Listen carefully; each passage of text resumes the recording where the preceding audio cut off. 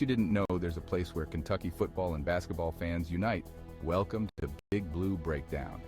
Whether you bleed blue or just love a good game, we've got the latest stories, hottest takes, and a whole lot of hometown pride. Hit play and join the conversation. This is your home for all things Kentucky sports.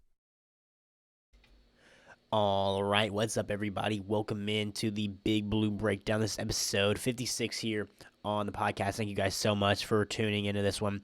Make sure to go check us out on TikTok, X, and Instagram. You are missing out if you don't follow us on social media. Please do that. We would really appreciate it, and it would really help out the channel as well. Speaking of the channel, please like, subscribe, turn on the notifications, so when we post a video like this, you can get it immediately as soon as we post it and premiere it or go live. But again, thank you guys so much for tuning in. This one, subscribe. We are trying to reach 500 subscribers. We are so close to 80 now. I want to thank you guys so much for all the growth that we have seen in the past couple of months with our audience growing. Thank you guys so much for coming along and being a part of this journey with me. In today's episode, we're going to be recapping Kentucky Ole Miss. Three reasons why it's not time to panic, why Kentucky can still win 6 games and beat preseason expectations. Is it Cutter time? And Kentucky is going to have the next 2 weeks to figure out QB and pass game. And then finally, just for some little fun, Ford Power Rankings preview. Thank you guys so much for tuning into this one. But before we jump into anything on today's episode 56, we're going to give a quick word over to our sponsor at W. Make sure to use code BIGBLUE10 to get 10% off your order, and we will be right back here on the Big Blue Breakdown. Hello, everybody. We wanted to take a break in this episode to tell you about our friends over at W Energy. W is a clean energy drink that is made to give you focus with no crash, jitters, or angst like any other energy drink. Some facts about W. Number 1, it's zero sugar, artificial colors, or dyes, or hidden ingredients. It is also gluten-free. Number 2, all flavors are unique and custom made by W. You'll never taste anything like a W drink. Number 3, the drinks are $1 or less, guys. That is cheaper than Starbucks or any canned drink. Lastly, it is made in the U.S. It is close to home. Guys, if you guys are looking forward to going to a Kentucky football game or Kentucky basketball game and you need some energy, get W. W is the perfect thing for you working out and you need some energy. You need W. You need W throughout the day. It is for you. Use promo code BIGBLUE10 to get 10% off every single order. Guys, it not only just helps you guys be able to have a clean energy drink that you can use all the time with the tubs that they give you. It helps me and it helps the channel keep growing with you guys. If you guys do that, it helps us post more content and helps them, guys. So it's a win-win-win for everybody. But thank you guys so much for your time here. Please go check out W. Check out their website, and when you are about to purchase something, use promo code BIGBLUE10 to get 10% off your order.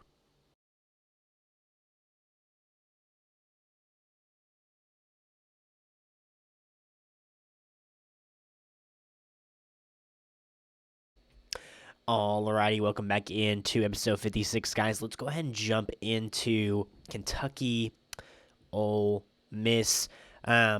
Obviously, Kentucky falls to Ole Miss in their second game of the year. And there's a lot of things that were really negative in this game. But the fact that the Cats only ended up losing by 6 points in this game. By 6 points, Kentucky falls 30 to 20, or it is a touchdown, 30 to 23 touchdown, is still amazing to me. These are the stats of the game. Total yards, 455 for Ole Miss, 359 for Kentucky, which isn't that bad necessarily. What were the negatives in this game? Well, the negatives were Kentucky passing game was not good. Simply, it was not good. Kentucky can run the ball. As you see here, we had 172 rushing yards, which is really, really good. And then 187 passing yards, which isn't terrible, but we weren't efficient through the air. We had no consistency through the pass game, just like in the first game as well. A lot of the mistakes in this game were very situational. Kentucky, to me, this is the big plus, this is the big positive. Kentucky put themselves in a situation in this game to win the game in the fourth quarter against a top 20 team in the country. They had a chance to win it. They had a chance to beat Ole Miss in the fourth quarter. They didn't. They just couldn't pull through and get a win against a top 20 team. But they could have. And they probably should have. Kentucky, if we go back to this year, obviously what you see in the passing game, the situational things at the very end of the first half, that is just abysmal. That cannot happen. You have to be you do very, very well at getting down there. You have a nice run, and then you go hurry up, and then you get a nice pass to the outside. You're in position to kick the field goal. We end up going for it and not kicking the field goal. And the 3 timeouts we had to take because we did not know what we were doing on the offense side of the ball is abysmal. That has to be fixed. That has to be fixed, guys. That is so infuriating to me.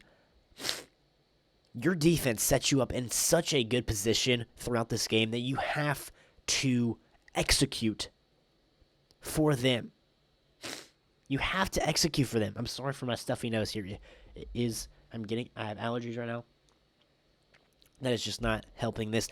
But we have to execute when our defense puts us in the best possible situations that we could be in. The start of this game was absolutely amazing. The run game in this game was absolutely amazing. The run blocking in this game was absolutely amazing. Kentucky allowed 2 sacks in this game, and both of those sacks, Cutter Boley was sacked one time. He had a guy wide open in the middle. The other time, Zach Calzada got dropped. He could have got the ball out, but maybe that was the one sack Kentucky let up all game. The offensive line was there. The wide receivers in the passing game looked like they were improved in getting open. It was just the situational things, guys. The situational things. And just take the daggone points. We had 2 opportunities to take the points in this one. That'd be 6 points right there. That is a 1-point ball game, and then that's a different ball game as well. We got to take the points, guys. We got to take the points. The big thing to me is Zach. To me, he actually played fine. We didn't turn the ball over. He played fine. There was about 3 or 4 passes that guys dropped. We cannot have that happen in the pass game.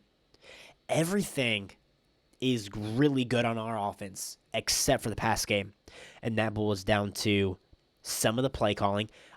People are going to push it all into Bush Hamdan. I'm not pushing it all into Bush Hamdan. I'm pushing the onto Mark Stoops and Bush Hamdan in the situational, the situational things. That was absolutely abysmal. I'm pushing that onto them. I'm pushing the drops, the unwillingness to let the ball go downfield on the players. He had some really, really good play calls in this. His ability to set up Kendrick Law and get him the ball in unique ways is truly amazing. He set up that jet sweep. I was talking about it on the broadcast. Thank you guys so much for tuning into that one with Kaz. He was setting up that jet sweep 3 to 4 plays in a row. He used him also one time to act like we were going to the jet sweep, and like when he doesn't get it, he ends up blocking on the outside of the offensive line, and this was a 4th down, but he runs a little jet sweep, and then into kind of like a curl on the outside and gets the first down for us. his play calling isn't terrible. It is not. It is just these situational things where we have to know what we're doing. The actual play calls to me weren't that bad. The players, on the other hand, in the passing game, have to step up. Again, the defense played absolutely amazing. I know they allowed 30 points here, but they set the offense up in such amazing situations, especially in the first quarter. 2 picks from Ty Bryant, absolutely amazing. We were able to capitalize on that at first. We put ourselves in a position to win this game with our defense here. 30 points, only allowing them 72 snaps in this one, if we can see that here. 72 snaps. We had the time of possession in this one. They had 4 punts, 2 takeaways for us. So the defense played absolutely amazing, and I love what I've seen from them. The run game was fine. The special teams was fine. What's holding us back is the pass game, and that's simply it. Crowd showed up in this one. Kentucky drops another one, but it's. I'm not mad. I'm not disappointed. I'm glad that we were able to set ourselves up in a situation to win this football game against a very, very good team.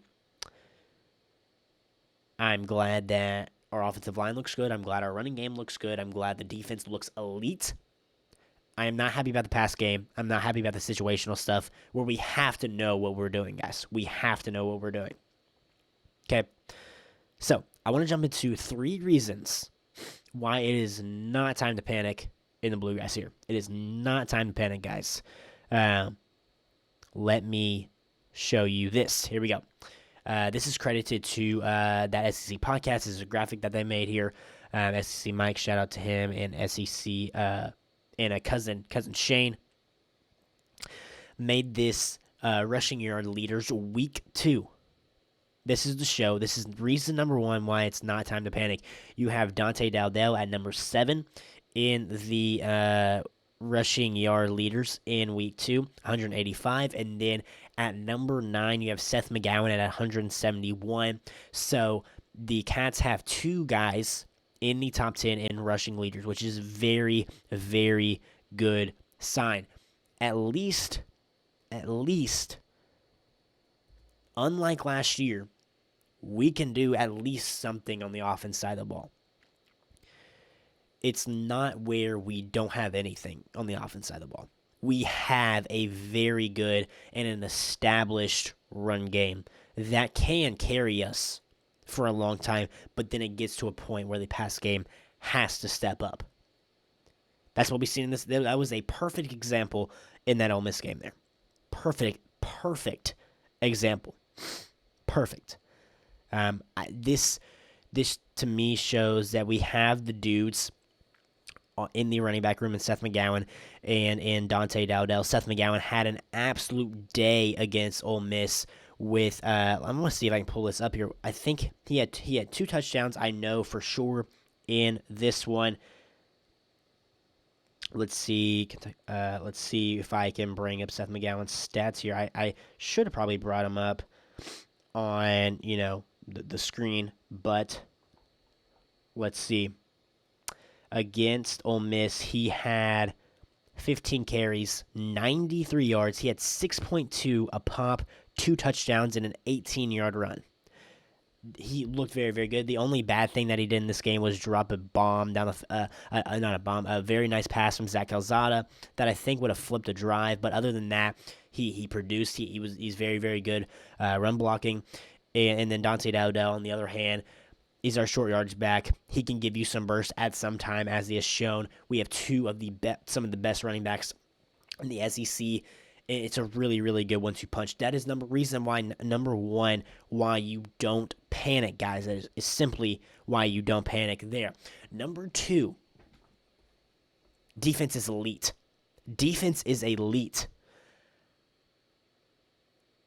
Kentucky will not face that good of an offense until let's say Texas, Tennessee. Kentucky will not face that good of an offense until then. They will face new challenges that may get us, but they will not face a offense like Lane Kiffin's until probably the Tennessee game, or the Texas game, I would say. I would say Texas is around the same offense or as good of an offense as Tennessee. And you hold them to 30 points and you hold them to 13 points in the second half. Not a lot of teams are going to do that in the SEC this year. The defense is elite. They put us in a situation to win this game, single-handedly putting this team on their back along with the running backs. They put us in a situation to win this game. They had 2 takeaways against a very, very good team, offensive team in Lane Kiffin. Obviously, there's things that they can work on, sure. But as an overall perspective thing here, we have a top 15 defense in the country and a top 5 defense in the SEC. That is for sure to me. The pass rush is there. We're able to get pressure. And the thing that it was kind of on and off here is we can slow down the run at the very beginning of the game, and then in like the second half we couldn't slow down the run that much, but we could stop the pass. So the defense did enough. The defense did enough against a very, very good Ole Miss team, and that's one of the best offenses they're going to see all year. Maybe second best offense they're going to see all year, and they only gave up 30 points, and our offense should have been able to win this game or help us win this game here. Defense is elite. Running backs are elite. Last reason why it is not time to panic for Kentucky. The offensive line is so much better this year, guys. So much better. 2 sacks. 1 should not happen. Somebody was wide open in the middle. Cutter Boley should have thrown that ball. I think Zach Calzada could have easily got that ball out. There's not consistent pressure on our quarterbacks. So the quarterbacks simply have to be better. The offensive line is much, much improved. Specifically in pass pro, the offensive line is solid, really, really good in run and protection as well. I think that's definitely their strength. But in pass protection, they are much improved from last year. So defense is elite. The offensive line is so very solid this year, guys. And the running backs are elite as well and can put the team on its back to a certain point, which is really, really good for the Cats. So why can Kentucky now, looking at all this, why can they still win 6 games and beat preseason expectations? Let me show you guys. So obviously this right here, and then we are going to go to here. Kentucky football schedule. I put this together here, and this is the percent chance of Kentucky winning these games. If you were to go based off of the percent chance of us winning these games, you could get to you were sitting at 5 wins and then a 50-50 game against Louisville. Eastern Michigan should be a very, very easy win coming up this week. Tennessee Tech should be a super easy win. Florida, man, oh man. Florida falls to South Florida. I think they are trending in the wrong direction. They could come into Kroger Field. Let me look at their schedule really quickly. Maybe I can bring it up here on the screen in just a second. Let me just tell you the rest of their schedule, right? So, this upcoming week, they go to LSU, which is the number 3 ranked team in the country. Then they go to Miami, which is the number 5 ranked team in the country. That's 2 losses, in my opinion, after what we've seen. Guys, this is, by the way, this is all based off what we have seen up into this point. And then they have a home game against number 7 Texas. That'll be a loss. They go to Texas A&M. That'll be a loss. Mississippi State at home. I mean, they probably should win this game. But after Mississippi State with a big upset against Arizona State, That's not a confirmed win right there. But I'm going to say that's a win. So that'd be 2 wins so far.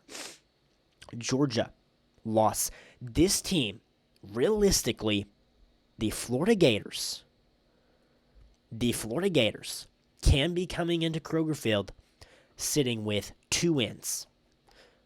2 wins. 1 SEC win. 1. With how they performed against a South Florida team, this team might be the worst SEC team in the conference. And it's not based off of their talent or their roster. It's just how they perform. Simply how they perform. I think they're going to get their butt whooped this weekend. I mean, they got Tennessee on here, which probably is they always end up winning that game, but good night. Good night. Going back to the percent chances here, a 95% chance for the Cats to beat Eastern Michigan should be a win there. Trending in the wrong direction for me is South Carolina. Watch out. Watch out. Let me tell you why. To watch out for Kentucky versus South Carolina. South Carolina offensive line is abysmal. Is absolutely abysmal, guys. It is terrible. Yes, they have an absolute superstar in Lenore Sellers. He can only do so much when it gets to a point, guys. He can only do so much, and it gets to a point. The wide receivers don't look good. I don't love it for South Carolina and the Gamecocks. This would be the game, to me, if Kentucky is going to upset somebody and be that one game each year that Mark Stoops comes away with an upset, it would be the South Carolina game. I'm not predicting that. I'm not predicting it. But that's why I have it at 40%. It is a winnable game, and we are gonna know. I'm gonna try to update this. I think this is gonna be something that I will update. We will know in the next 2 weeks how good this South Carolina team is. They play an absolute amazing game against Vanderbilt and Missouri in the next coming of weeks. If Vanderbilt and Missouri take them down, why can't Kentucky? Why can't Kentucky? You know what I mean? I think they will beat Vanderbilt. I don't know about Missouri. Missouri looks really, really good right now. They won the border war against Kansas.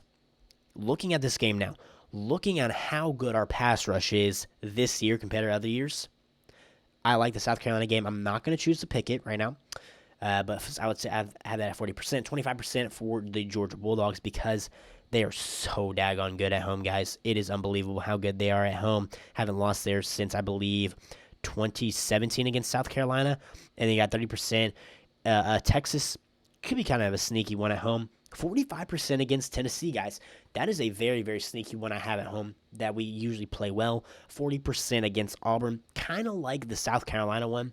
We're going to know a lot more once we get to that game. 65% for Florida. What I've seen, Kentucky should beat Florida at home with our defense. And if our offense can be mediocre in that game, we should win that football game. Tennessee Tech, 99%. Vanderbilt, 60%. That is going to be such a low-scoring game. But I think Kentucky actually takes the step in the right direction from last year, and that was a very big football game last year. Kentucky with going to Nashville, that will probably be a half and half, half Vanderbilt fans, half Kentucky fans. So it's not going to be like a away game, like a true road game for us. But I think Kentucky is more than capable of beating Vanderbilt. And then what we saw from Louisville, barely squeaking by JMU, that game looks a lot more winnable now. What I'm saying is, now the Florida game looks a lot more winnable. I think the South Carolina game looks really winnable because how bad their offensive line is, guys. How bad their offensive line looks. Simply, they can't seem to run the ball either.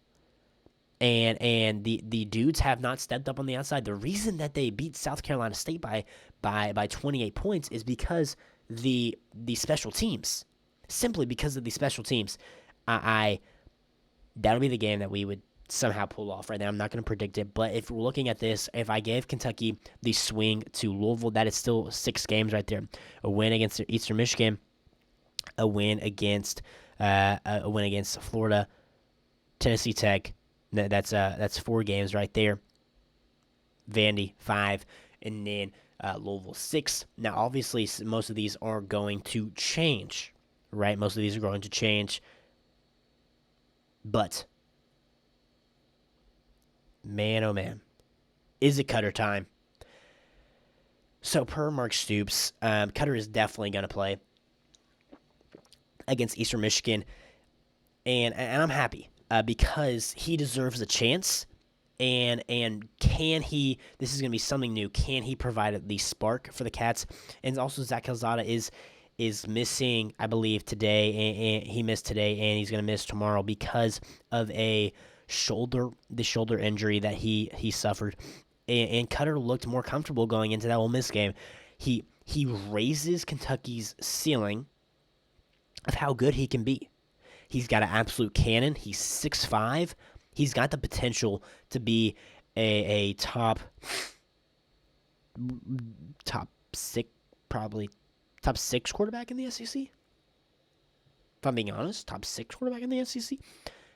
Is it Cutter time? We're going to know against Eastern Michigan. I think he should start. And if they are more efficient on offense, 100% yes. You obviously got to look at the competition, but you just got to look at how they're playing. If so, I think Cutter is the guy moving forward. I think he is. I think that you're going to get more fans involved with this now. He's going to be getting the reps to be the future. And he raises the ceiling. And maybe he just makes his football team better. I think you got to give him the shot. And now they're going to they're going to be able to hopefully figure out this pass game and the offense in the next couple of weeks. So by the South Carolina game, I think we're going to know who is the starter for the rest of the year. So I think that's good to know. Hopefully, no injuries. Like, without injuries, we're going to know who the starter is by South Carolina probably for the rest of the year. So, if Cutter plays, I believe he raises the ceiling. Let's see if he can do that in the Eastern Michigan game. And we're going to have time. We have 2 weeks to really prepare for South Carolina, but Eastern Michigan is terrible. Let's get this pass game together. And let me throw out a magic number here. If Kentucky can average 28 points a game on offense, we will win 6 games because our defense is that good. Kentucky, if we average 28 points a game, we're putting our defense in a lot better situation. Kentucky will win 6 games this year. Can Cutter do that? We will have to see. We're going to know the pass game. Like, it's the time to get all this stuff figured out now. If the pass game can get us to 28 points a game, we're going to win 6 games, and we can upset some teams like South Carolina. Just want to let you guys know that. So, last thing before we hop off of here, something kind of interesting here is the K Ford projected SEC standings, and this is SEC wins projected here. So Kentucky is 15th.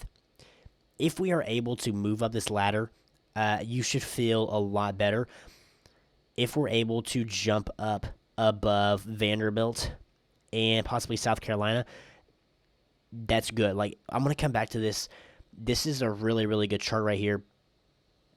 If Kentucky can be at number 11, this is a 6-win team. This is a 6-win team in total, and probably a 2 to 3-win team in SEC play. So, just with these metrics here, looking at it, projected Numbers don't lie. This can really, really help us. I think it's just kind of interesting to look at there. But thank you guys so much for tuning in this one. Guys, it is not time to panic in Kentucky. I gave you the reasons why. Thank you guys so much for tuning into this one. Again, not time to panic. We're going to be fine. Go check us out on social media, TikTok, X, and Instagram. And then use code Big Blue 10 to get 10% off your order every time at W. Thank you guys so much for tuning into this one. And as always, go Cats.